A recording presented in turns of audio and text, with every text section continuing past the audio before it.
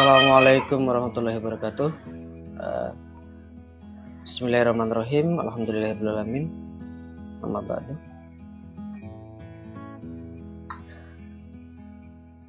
Selamat pagi, selamat siang, selamat sore, selamat malam anak-anakku sekalian kelas 12 daring PAI. Semoga dalam keadaan sehat walafiat ya. Pada kesempatan kali ini saya ingin menjelaskan tentang bab 7. Bisa kalian buka halaman 123 ya, yaitu tentang membangun mahligai rumah tangga atau pernikahan, fikih munakahat. Yang di dalamnya kita akan membahas tentang hak dan kewajiban suami dan istri, pernikahan dalam undang-undang, hikmah pernikahan dalam Islam, dan ketentuan pernikahan dalam Islam. Ya. Selanjutnya di halaman 124 ya. Di halaman 124 ini ada 4 gambar. 4 gambar ini adalah 4 gambar yang menunjukkan runtutan kita manusia yang kemudian punya niat baik untuk menikah ya, membangun mahligai rumah tangga. Gambar pertama meminang atau khitbah atau meminta dari pihak laki-laki kepada pihak perempuan melalui keluarganya untuk niat baik meminang, khitbah, tunangan lah istilahnya seperti itu. Yang di dalamnya ada persetujuan, kemudian ada pembahasan tentang tanggal dan lain sebagainya, yang pada akhirnya terjadilah resepsi pernikahan. Resepsi pernikahan ini dilakukan tujuannya adalah untuk semua orang agar tahu ya, tidak ada fitnah, memberikan berbagi kebahagiaan dengan sesama, dengan sanak keluarga, untuk diundang agar mereka semua tahu bahwa kedua pasangan ini telah menikah. Selanjutnya, setelah menikah, di gambar berikutnya punya bayi.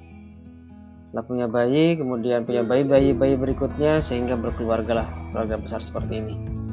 Itu adalah gambaran singkat kehidupan pernikahan ya. Lanjut, langsung saja singkat padat jelas, buka halaman 127 ya. 127 ini langsung saja ya. Di sini ada Quran surat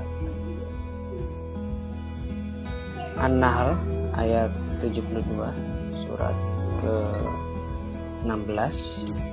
Yang sebelumnya juga disebutkan di sini Quran surat Az-Zariyat ayat 49. Dan segala sesuatu kami ciptakan berpasang-pasangan supaya kamu mengingat akan kebesaran Allah. Ini ya, ini adalah salah satu dalil tentang pernikahan dalam Al-Quran. Selanjutnya Quran surat An-Nahl ayat 72. A'udzubillahi minasyaitonirrajim. Bismillahirrahmanirrahim. Wallahu ja'ala lakum min anfusikum azwajan wa ja'ala lakum min azwajikum banina wa hafadatan wa razaqakum minat thayyibat. Afabil batil yu'minuna wa bini'matillahi hum yakfurun. Yang artinya Allah Subhanahu wa taala menjadikan dari kamu istri-istri dari jenis kamu sendiri, dan menjadikan bagimu dan istri-istri kamu itu anak-anak dan cucu-cucu dan memberimu rizki yang baik-baik. Maka mengapakah mereka beriman kepada yang batil dan mengingkari nikmat Allah Subhanahu wa taala? Ini adalah perintah untuk menikah ya.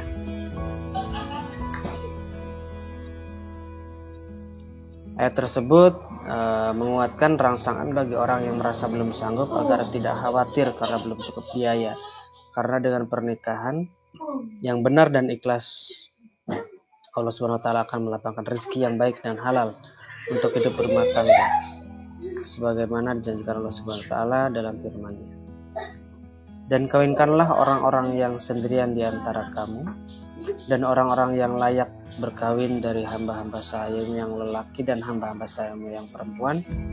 Jika mereka miskin, Allah Subhanahu wa taala akan memampukan mereka dengan karunia-Nya, dan Allah Subhanahu wa taala Maha luas pemberiannya lagi Maha mengetahui. Quran surat An-Nur ayat 32. Jika Anda ingin kaya, maka menikahlah. Tuh ya. Asal yakin.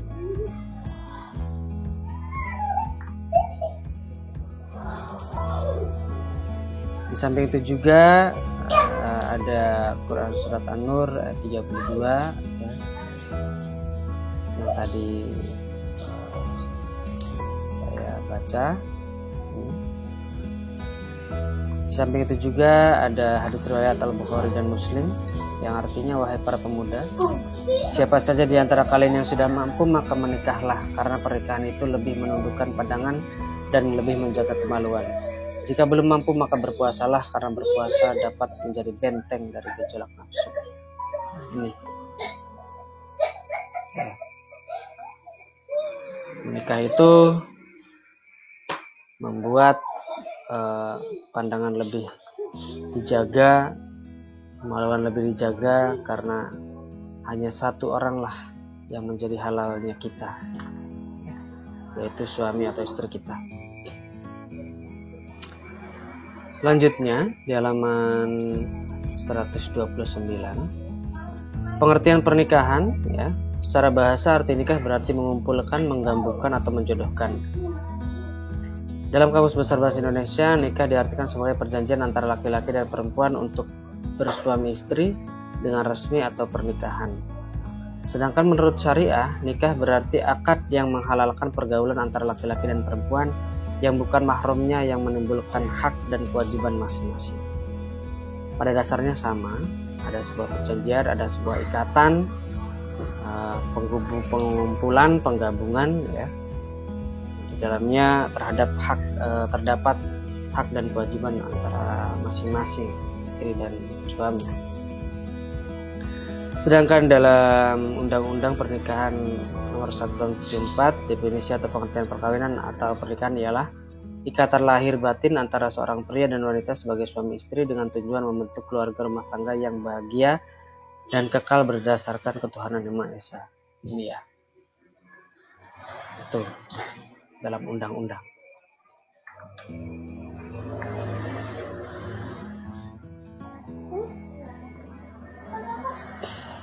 Selanjutnya, poin berikutnya adalah tentang tujuan pernikahan.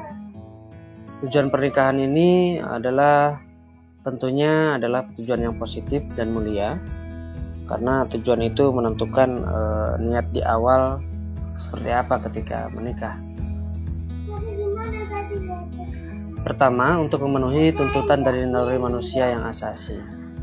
Dalam hal ini, Rasulullah SAW bersabda, Bismillahirrahmanirrahim, An Abi Hurairah radhiyallahu anin Nabi sallallahu alaihi wasallam qala, tungkahul mar'atu li arba'in lima liha wa li hasabiha wa li jamaliha wa li diniha fadfar bidzatid dini taribat yadaka.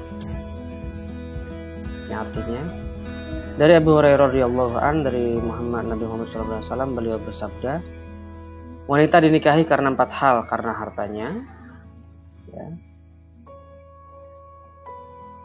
kedudukannya, kecantikannya, dan karena agamanya. Nikahilah wanita karena agamanya. Kalau tidak kamu akan celaka. Ya. riwayat Bukhari dan Muslim. Tujuan berikutnya untuk ketenangan hidup. Di sini Quran surat Ar-Rum ayat 21. Bismillahirrahmanirrahim. Wa min ayatihi an khalaqalakum min anfusikum azwajan litaskunu ilaiha wa ja'ala bainakum mawaddatan wa rahmah. Inna fi dzalika laayatil liqaumin yatafakkarun. Yang artinya, dan di antara tanda-tanda kebesarannya ialah Dia menciptakan pasangan-pasangan untukmu dari jenismu sendiri, agar kamu cenderung dan merasa tentram kepadanya, dan Dia menjadikan di antaramu rasa kasih dan sayang. Sungguh pada yang demikian itu benar-benar terdapat tanda-tanda kebesaran Allah SWT bagi kaum yang berpikir. Rasa kasih dan sayang ini ya, mawaddah warahmah. Itulah kenapa biasanya kalian kalau mendengar ucapan selamat pernikahan dari orang lain itu mesti semoga samawa ya, sakinah mawaddah warahmah. Ini mawaddah warahmah, kasih dan sayang. Selanjutnya untuk membentengi akhlak ya, karena kita tidak lagi bebas-bebasnya karena kita punya seorang yang kemudian itu adalah istri kita, itu adalah misalkan suami kalian kelak nanti ya. Selanjutnya meningkatkan ibadah kepada Allah Subhanahu wa taala ya, karena berhubungan suami istri itu adalah melakukan ibadah ya. Selanjutnya yang kelima, untuk mendapatkan keturunan yang soleh, memberi anak cucu yang kemudian soleh. Selanjutnya untuk menegakkan rumah tangga yang islami, jelas, karena itu adalah tujuan yang memang harus dilakukan, yang harus dicita-citakan semua rumah tangga. Selanjutnya hukum pernikahan itu ada 5 ya. Di sini 1, 2, 3, 4, 5 ya. 5 ini adalah yang artinya nikah itu bisa menjadi wajib, bisa menjadi sunnah, bisa menjadi mubah, bisa menjadi haram, bisa menjadi makruh, tergantung dari keadaan atau situasi kondisi yang terjadi ketika pernikahan itu akan dilakukan ya. Pada dasarnya mungkin pernikahan itu sunnah dasarnya, cuma kemudian bisa menjadi berbeda-beda tergantung situasi kondisi. Coba kita lihat mulai dari yang wajib. Wajib itu jika ketika apabila ya, orang yang telah mampu baik fisik, mental, ekonomi maupun akhlak untuk melakukan pernikahan, mempunyai keinginan untuk menikah, dan jika tidak menikah maka dikhawatirkan akan jatuh pada perbuatan maksiat, takut nanti jajan di luar atau gimana ya, maka wajib baginya untuk menikah ya. Takut melakukan zina karena mungkin dia hasrat biologisnya sangat tinggi, maka hukumnya wajib dia untuk menikah. Selanjutnya yang kedua, sunnah, jika orang yang telah mempunyai keinginan untuk menikah namun dia tidak dikhawatirkan dirinya akan jatuh kepada maksiat, masih bisa menahan, masih bisa hasrat biologisnya masih bisa ditahan dengan baik, maka itu sifatnya sunnah. Wajib adalah, kita kembali ya, wajib adalah dilakukan dapat pahala, ditinggalkan maka berdosa. Jadi kalau dia sampai meninggalkan karena dia sudah sangat menggebu-gebu, maka dia wajib, maka dia akan dapat dosa kalau tidak melakukan pernikahan. Kemudian sunnah, yaitu tadi ya sudah saya jelaskan, sunnah itu dilakukan dapat pahala, tidak dilakukan tidak dapat apa-apa, jadi masih aman. Selanjutnya mubah. Mubah itu boleh ya, yang artinya boleh dilakukan bagi yang mampu dan aman dari fitnah, tapi tidak membutuhkannya atau tidak memiliki syahwat sama sekali, seperti orang yang impoten atau lanjut usia atau yang tidak mampu menafkahi, sedangkan wanitanya rela dengan baik. Mubah di sini adalah mampu dalam menghadapi fitnah, jadi boleh-boleh saja, boleh dilakukan, boleh juga ditunda ya. Karena dia tidak ada sesuatu yang kemudian mengharuskan atau membuat dia wajib untuk menikah ya. Ini penjelasannya. Selanjutnya haram. Nah, ini haram. Yang awalnya bisa wajib, bisa sunnah, bisa mubah, ternyata bisa juga haram. Haram itu ketika bagi orang yang yakin bahwa dirinya tidak akan mampu melaksanakan kewajiban-kewajiban pernikahan, ya. Baik kewajiban yang berkaitan dengan hubungan seksual maupun berkaitan dengan kewajiban-kewajiban lainnya.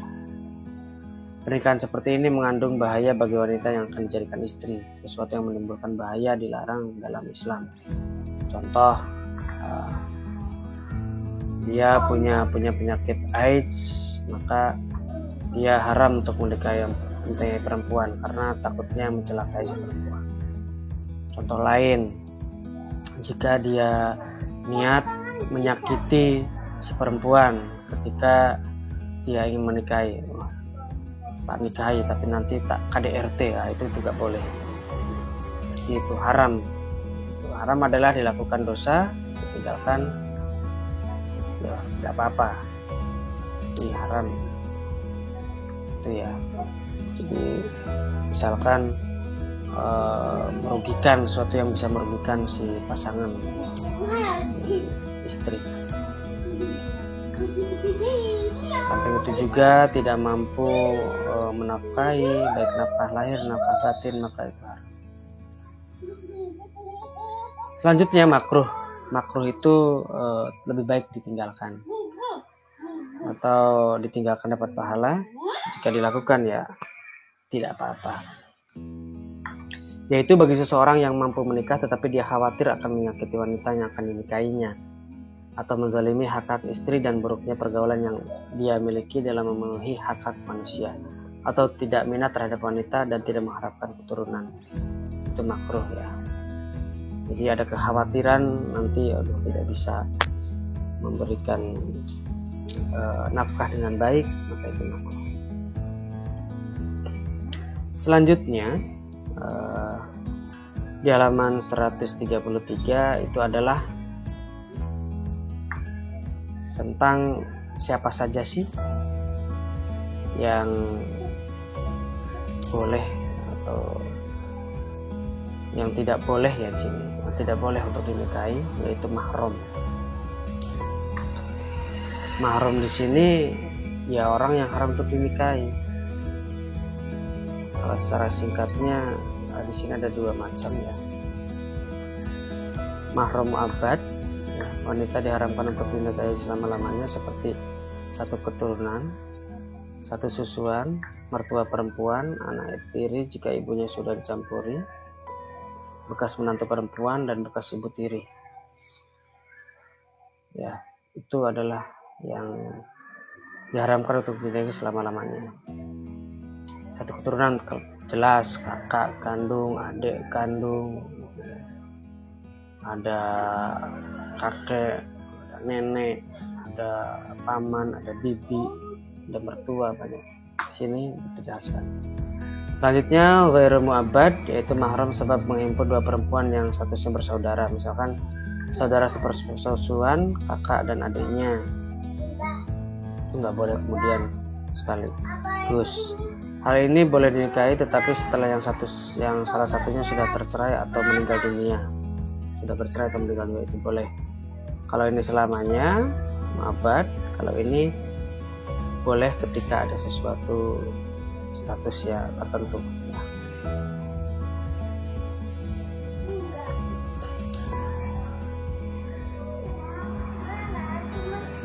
Ya, ini adalah keluarga satu darah yang tidak boleh satu sama lain dinikahi, tidak boleh. Untuk lebih jelasnya bisa kalian lihat bagan halaman 134, ada tabel ya.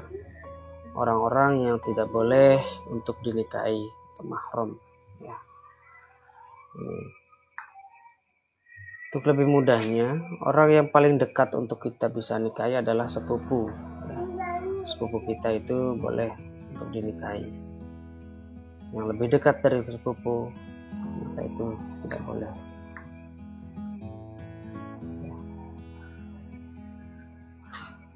Selanjutnya, rukun dan syarat pernikahan 134. Langsung saja di sini rukun nikah itu ada 5 ya. Ada calon suami, calon istri, wali, kemudian 2 orang saksi, dan ijab kabul atau kata-kata sigoh ijab kabul. Mulai dari atas. Dari 5 rukun itu ada syarat-syarat. Contoh, rukun pertama yaitu calon suami. Calon suami ini punya syarat-syaratnya adalah jelas bukan mahramnya si wanita ya, yang sudah dijelaskan di atas tadi. Selanjutnya, orang yang dikehendaki, yaitu ada keridhaan dari masing-masing pihak ya. Jadi si perempuan itu memang ridho, ikhlas untuk dinikahi oleh laki-laki itu. Selanjutnya yang nomor 3, muayyan atau beridentitas jelas. Kepastian siapa identitasnya ya, menyebutkan nama atau sifat yang khusus. Jadi itu adalah syarat dari calon suami. Selanjutnya calon istri. Calon istri syaratnya adalah sama seperti nomor 1 tadi, bukan mahram dari si laki-laki. Nomor 2, terbebas dari halangan nikah. Misalnya masih dalam masa iddah atau berstatus sebagai istri orang, itu nggak boleh. Masa iddah itu apa? Masa iddah adalah masa menunggu ya, masa menunggu ketika dia dicerai atau ditinggal mati oleh suaminya. Masa menunggu itu kurang lebih 3-4 kali suci ya. Maksudnya 3 kali haid dan 3 kali suci, seperti itu. Selanjutnya, rukun berikutnya yaitu wali. Wali yaitu bapak kandung mempelai wanita, penerima wasiat atau kerabat terdekat, dan seterusnya sesuai dengan urutan asabah wanita tersebut ya. Jadi kalau tidak ada ayah, bisa kakaknya, bisa yang laki-laki ya, kakak laki-laki, adik laki-laki, paman, kakek, itu boleh jadikan wali. Jika tidak ada semua, maka orang bijak dari keluarga wanita atau pemimpin setempat, kalau dalam hal ini kalau di masyarakat itu ada ketua KUA-nya itu sebagai wali nikah, wali hakim ya. Sama dengan yang di atas, wali juga memiliki syarat. Syarat wali adalah di sini ada 10. Orang yang dikehendaki atau bukan orang yang dibenci oleh keluarga mempelai. Kemudian yang kedua, harus laki-laki. 3, kalau bisa mahramnya si wanita ya, bisa mahramnya si wanita. Jika si wanita hidup sebatang kara, maka boleh dengan wali hakim yang dapat tanda tangan dari Menteri Agama yang bertugas di kecamatan masing-masing, di KUA masing-masing. Yang keempat, balik. 5, berakal. 6, adil. 7, tidak terhalang oleh wali lain. 8, maksudnya adalah jika di sini masih ada ayahnya, maka ayahnya lah yang kemudian jadi wali, tidak kemudian tiba-tiba yang lain ada hal terhalang. 8, tidak buta karena menyaksikan pernikahan.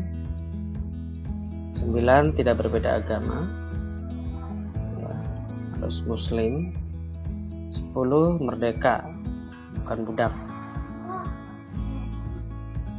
Selanjutnya 2 orang saksi, ya. 2 orang saksi ini adalah jelas bukan wanita, harus laki-laki, ya. Yang namanya saksi harus bisa melihat, bisa mendengar, yaitu saksi. Minimal 2 orang saksi. Tidak boleh merangkap sebagai saksi walaupun memenuhi kualitas sebagai saksi, ya. Jadi harus ada 2, minimal. 3 sunnah dalam keadaan rela dan tidak terpaksa, ya, saksi. Yang terakhir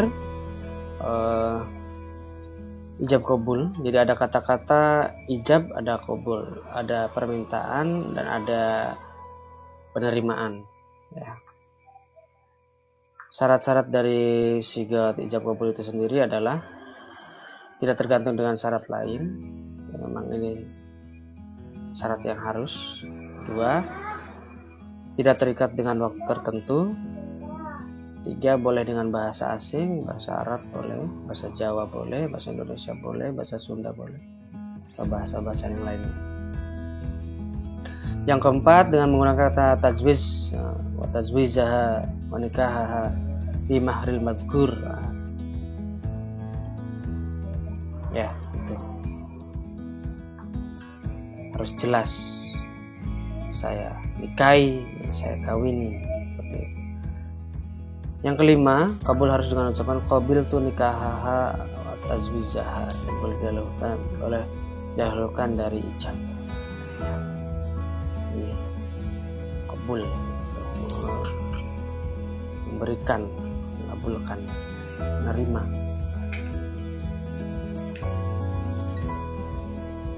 Selanjutnya ada beberapa pernikahan yang sering terjadi di masyarakat dan itu tidak sah pernikahan itu.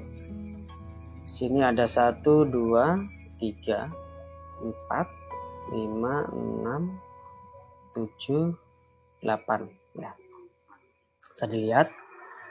Pertanyaan yang pertama, pernikahan yang tidak sah adalah pernikahan mut'ah, yaitu nikah mut'ah ini nikah kontrak, ya. Pernikahan kontrak itu tidak boleh karena kasihan kepada yang perempuan, ya. Itu pernikahan mut'ah. Yang kedua, pernikahan syigar, yaitu pernikahan dengan persyaratan barter tanpa pemberian mahar, ya. Jadi tidak ada mahar itu tidak boleh, harus ada mahar. Ini adalah dasar hadisnya.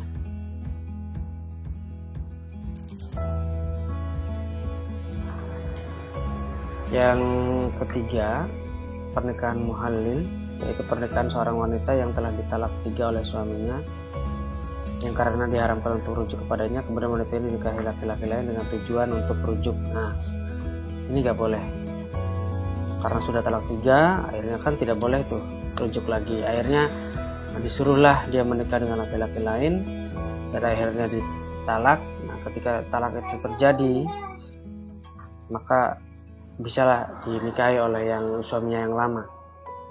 Jika itu sengaja dilakukan, maka itu tidak boleh, itu tidak sah. Kecuali kalau memang itu alami terjadi, itu tidak apa-apa. Selanjutnya, pernikahan orang yang ihram, ya, ketika haji, yaitu pernikahan orang yang sedang melakukan ihram haji atau umroh serta belum memasuki waktu tahallul, maka itu tidak boleh ada pernikahan. Selanjutnya, pernikahan dalam masa iddah, ya, masa menunggu yang saya jelaskan di atas. Ketika masih masa-masa menunggu, jangan menikah, jangan dinikahi dulu. Nunggu dulu masa iddahnya selesai baru boleh dinikahi. Jika tetap dilakukan, maka pernikahan itu tidak sah. Selanjutnya, pernikahan tanpa wali. Ini tidak boleh, harus ada seizin walinya. Meskipun itu harus contoh seizin wali nikah, wali hakim misalkan.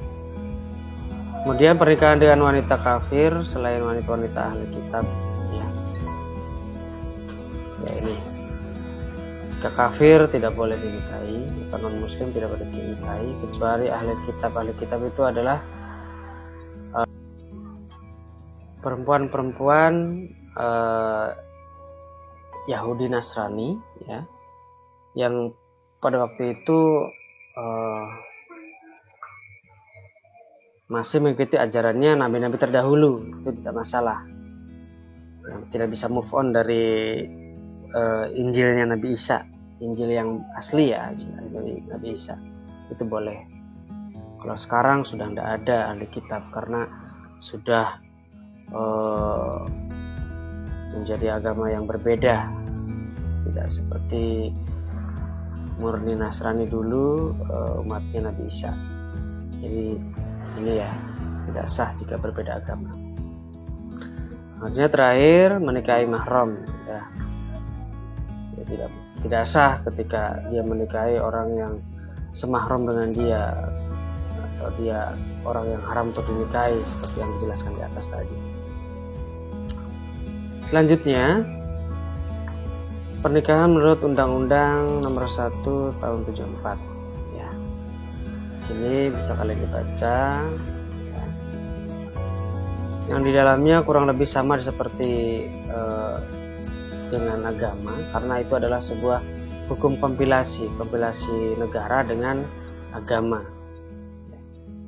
yang pada dasarnya undang-undang itu berbicara tentang pernikahan itu sah ketika dilakukan dengan cara oleh agamanya masing-masing. Agama di Indonesia ada berapa? 6 atau 5?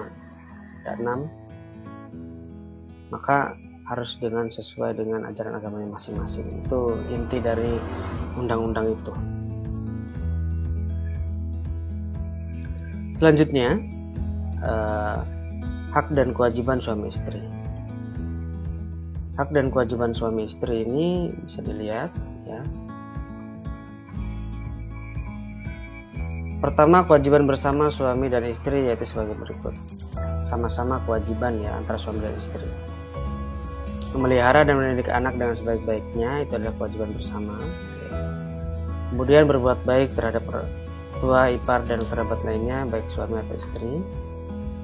3. Setia dalam hubungan rumah tangga dan memelihara keutuhannya dengan berusaha melakukan pergaulan secara bijaksana, rukun, damai, dan harmonis. Itu adalah kewajiban bersama. Kemudian saling bantu membantu antara keduanya. Yang kelima, menjaga penampilan lahiriah dalam rangka merawat keutuhan cinta dan kasih sayang di antara keduanya. Itu kewajiban bersama. Sekarang sudah mengerucut kepada kewajiban suami terhadap istri. Yang A, menjadi pemimpin, ya, memelihara dan memimpin keluarga, lahir dan batin. Ya. Selanjutnya, memberi nafkah, baik lahir maupun batin, secara maksimal. Kemudian bergaul dengan baik dengan istri. Yang keempat, masing-masing anggota keluarganya bertanggung jawab sesuai dengan fungsi dan perannya masing-masing. Kemudian yang E, memberikan kebebasan berpikir dan bertindak kepada istri sepanjang sesuai norma Islam, tidak terlalu mengekang.